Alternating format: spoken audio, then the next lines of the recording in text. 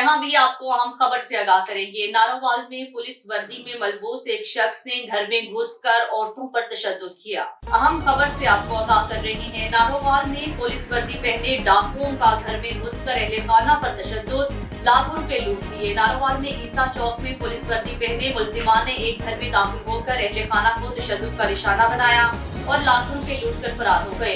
Police के मुताबिक 6 डाकू घर में दाखिल हुए और अहले खाना को असलहे के जोर पर यरकमाल बनाकर तशद्दुद का निशाना बनाने के बाद 7,25,000 रुपए लूट कर फरार हो गए। पुलिस का कहना है डकैती का मुकदमा दर्ज कर दिया गया है और मुलजिमान की गिरफ्तारी के लिए छापे मारे जा रहे हैं। जबकि अहले खाना के मुताबिक मुलजिमान पुलिस यूनिफॉर्म में मलबूस थे। जबकि पुलिस का कहना है कि 1 माह के दौरान पुलिस वर्दी में डकैती का ये दूसरा वाकया है। जियो फेंसिंग करके जल्द मुलजिमान तक पहुंचेंगे।